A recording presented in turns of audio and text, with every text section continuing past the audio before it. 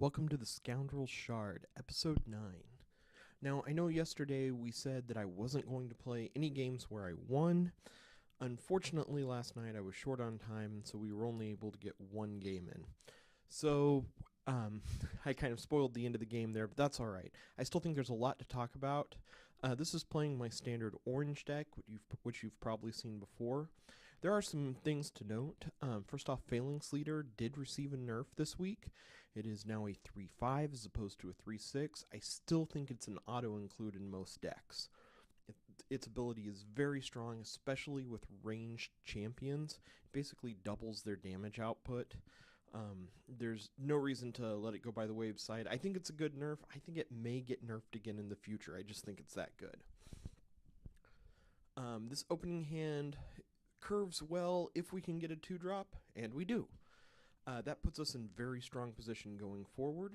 We're playing against Mori, which leaves some interesting choices.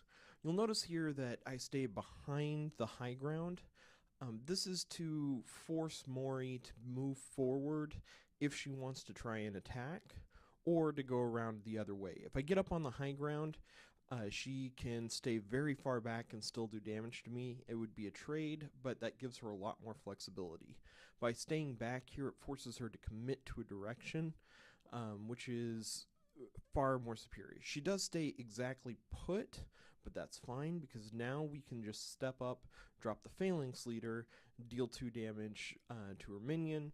That gives us a good position going forward. Her minion's not going to be able to trade with anything. Even if it gets up in our face, we'll happily take 2 damage in exchange for free trade with the minion. So that leaves us going into this turn, assuming Mori drops a minion, we're still up 2 minions to 0, or 2 minions to 1 coming out of this turn. Additionally, she spatial fetters the Wraith here.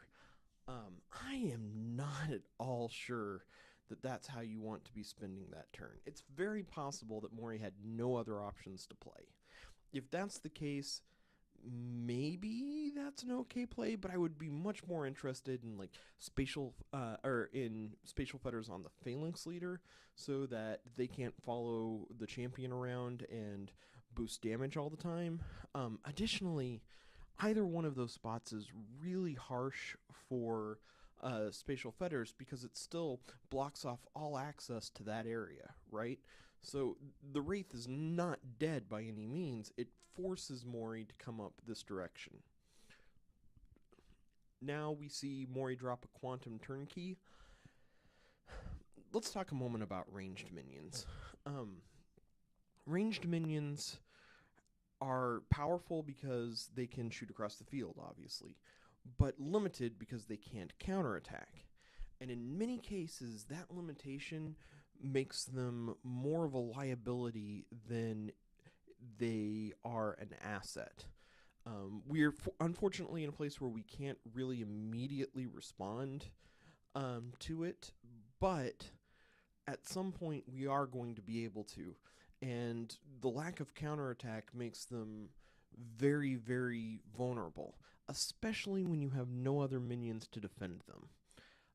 Generally, I love playing with ranged minion. You can see the Queen's Guard there, but I play the Queen's Guard specifically because you have the option to play it as a 5/7 if your board position is such that you need more beef. And at low board position, you almost always want to have a non-ranged minion over a ranged minion. We do get the Officer Show-Off off of the Bless the Meek. That is the entire reason Officer Show-Off is in this deck. Officer Show-Off gets sent back anytime that we get them in the opening hand. We want to get them with Bless the Meek so they get the extra damage and the Divine Shield. Because at that point, they have to spend a lot to try and break it, and it's worth the trade. The play that we see coming next illustrates pretty much the biggest problem with ranged minions, and that's Soul Shifter. Soul Shifter into a ranged minion is almost always a positive trade, especially here because we get to use the Wraith So the spatial fetters isn't helping out. Additionally, because of the positioning where they placed their 2/3, we get to kill it for free. And now we have a very forward minion that can either go attack the enemy champion or can deal with whatever they play next turn. To me, this is the epitome of why I say I like playing control decks. Everything that we have done so far in this game, we haven't been in the face, we haven't been trying to aggressively take down health. We've been trying to establish dominance on the board. And you'd see nothing has been able to survive on that side, which limits all the plays over here. And now we can start slowly moving in to take over that area. Let's talk for a moment about Radiant Weapon. Splash, I think, is the most powerful effect in the game, specifically because it can enable so many free trades. Anytime in this game that you can kill a minion for not losing a minion yourself or not losing a card, it is a super powerful effect. And Radiant Weapon sets up situations where we can do that very, very well. So here's an interesting play. We're at 7 mana, so we could have played the Penumbra Assassin at the Faint Linker and left it at 1, but generally we want Penumbra Assassin to completely kill whatever it's going after, so that they have to play something in response to it, and we can get double use. Again, anytime we can kill something without losing a card in the process, that's how we gain advantage. So instead, I go ahead and play the Queen's Guard, and I play the Queen's Guard in ranged mode.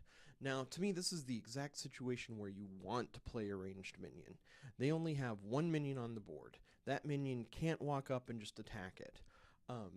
I suppose they could do a play with like Dancer, or where Mori walks up and bounces it back. That's always a possibility. But even then, it's got 4 health. They're not going to be able to take it all the way off the board. It is very much the lowest risk play for the greatest advantage. You want to play ranged minions when there are other threats on the board they have to take care of, so your ranged minions will have a chance to get established. Now, he does play the Mind Melter on our ranged minion, trying to shut it down for the turn so it can't get the free damage on the Fate Linker. He also gets the good bounce off the Fate Linker to go to our Queen's Guard, but not enough to kill it. And obviously we have enough on the board to take care of the Fate Linker. Bouncing the Officer Show-Off is very, very strong in this case because it basically takes care of 3 effects at 1. It wipes off the +1 damage, it takes care of the Divine Shield. Playing it back down is a much weaker proposition. But now we get to see the true advantage of Splash. We have the Luminary Shaman, so we can bump our Light Spear Justicar. And one thing you might not know about Light Spear Justicar is if it has Splash, it creates a card for every minion it splashes damage onto. So we get 2 Light Spears off of that, and that's just the game. Guys, thank you for watching Scoundrel Shard.